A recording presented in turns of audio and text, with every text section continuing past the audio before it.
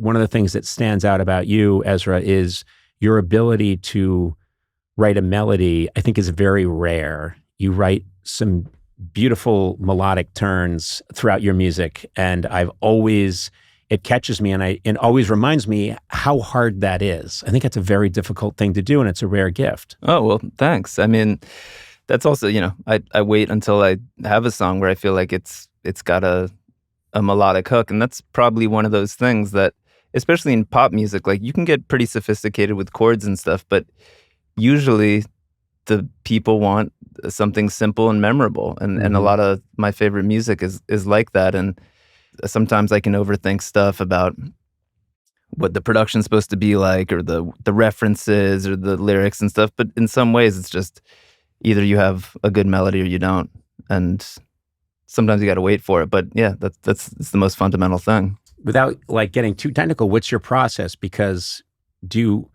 your lyrics are so good, and it's crazy to say they're literate, but they are.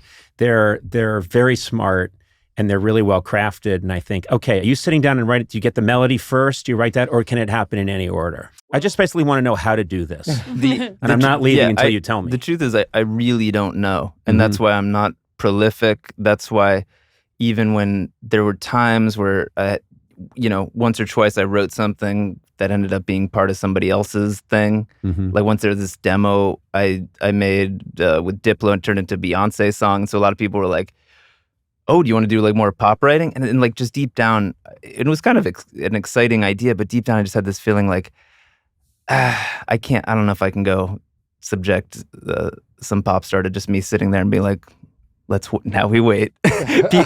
So because I don't have a lot of good ideas, like certain songs, Oxford comma, I sat down at the piano in my parents' house and I started, who gives a fuck about an Oxford comma? And I was like, oh, it sounds like something. Yeah. And then since then, it's a good question. I'm trying to figure it out too, because I don't want there to be 10 years between every album. But the one thing I know that kind of works for me is when I have no inspiration or something, I just keep a running list of phrases I come across, words on my phone. So that way, if I sit down at the piano or the guitar and I start playing something and nothing comes to mind, I can always scan that list and see. Like there's a song on the new album called Prep School Gangsters. It was the New York Magazine cover story from the 90s. And it was always it's kind of like a classic cover, and the phrase was always so like funny and evocative to me. So, once I've started working on something, I looked through the list, Prep School Gangsters, and so it started to come together. So that's the only way I know. Do you ever think, okay, what if, God forbid, you put all of your money into a bad theme restaurant and it's all gone, and I'm going to pitch you a theme restaurant when we're done here, and I really need you to put all your money into it. Okay, but do you ever think to yourself, what if I had to take this ability that you have, this talent I have, and I just had to make money to put food on the table? And I mean, I had people saying like, okay, Ezra, Wendy's wants a jingle. They want a jingle, and it's a triple patty, right? And the meat hasn't been frozen, yeah. And they're using a new kind of cheese, and that's really fantastic, called Lundlader, and you got to give us something, and you're like, damn it, I want braces for my kids. I've got to do that. I have to. Yeah. Do you ever think, if you were in that position? I don't think you understand rock music. Oh, I do. Okay. And it can be. Have you lit a lot of jingles? I guess I'd like to think that when push came to shove, I could make Wendy's proud, and I'd like to think that. Let's get the Wendy's. I don't know if you're listening. And yeah, because in some ways, maybe the over the last 16 years, the thing that I've tried to protect and grow is my kind of artistic indie sensibility, because that's what I've needed.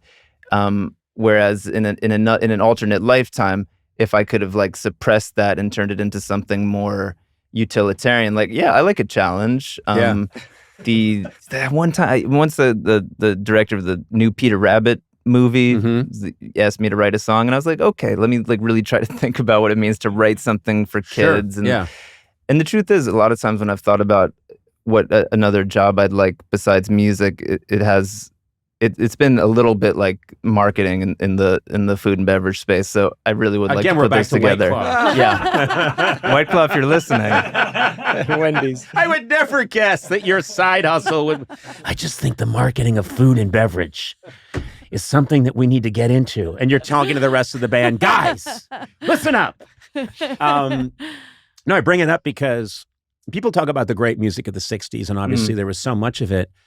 What doesn't get mentioned a lot is I do think some of the best music of the 60s was television themes. There are incredible television themes that came from 60s and 70s television.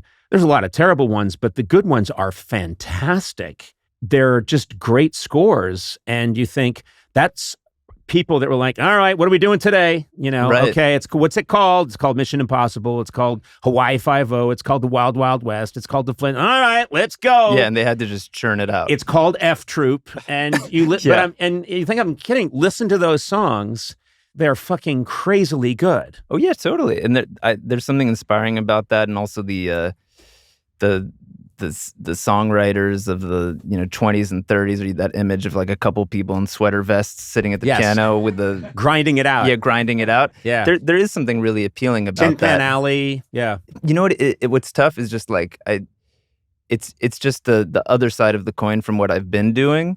So maybe I've never really known how to kind of like do both. Mm-hmm. Especially Clearly you don't have to, and this is not something I'm suggesting, but it is funny how I'm thinking about it really Yeah. seriously. No, but what's interesting to me is when I started my career in 1985 with my writing partner Greg Daniels, we were put in a room on this TV show. It was called Not Necessarily the News, and I remember early on they just wanted little sight gags from us, little visual, like non-sight gags that they could put music over that people could perform.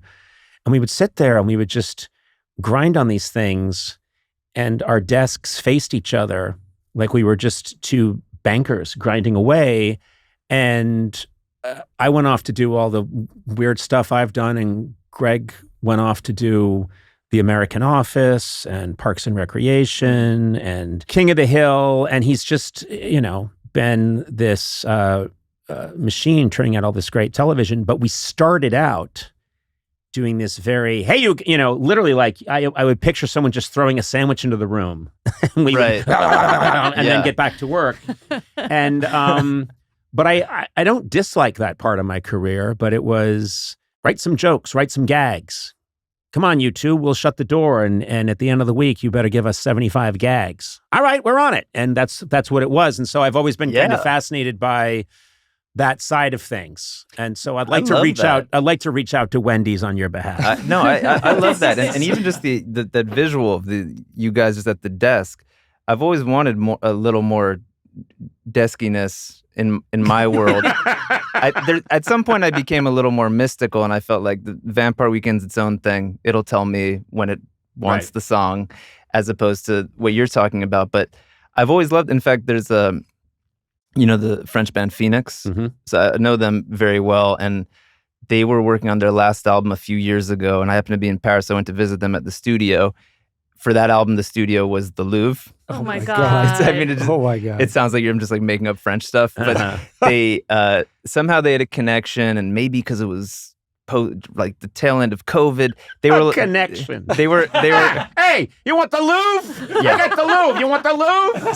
So literally, you'd go to the Louvre and you would enter the arts and decoration department, and somebody from the museum like took me up. I remember they were like, "Oh, that's Napoleon's chair." So I walked past Napoleon's chair, and then they were just in a room. Anyway, I'd never actually seen them working on an album, and they had a desk in the middle of the room with like 4 laptops, as if they would just like sit down at the desk. And there was something about I'd never seen anything quite like it. There's just this spatially. Normally in a studio, everybody's kind of looking at the screen, and so you're probably sitting. When I work with like Ariel as the main producer, I work with, his back is to me. Maybe I sidle up behind him a little bit, but these are just 4 guys at their laptops at a desk. It for all it could have been like working on like a takeout app or something. But there's something I remember Wendy's. at the time. They do also have a successful insurance company. Yeah, but I just love that vision of just The university. them sitting down at a desk. Like, what are we doing? The same idea of just a couple people throwing around ideas. Well, first of all, I'm going to make sure, I'm going to talk to Rashida, we're getting you a desk. Thank you. I can get you an iron desk from the 50s. Oh, great.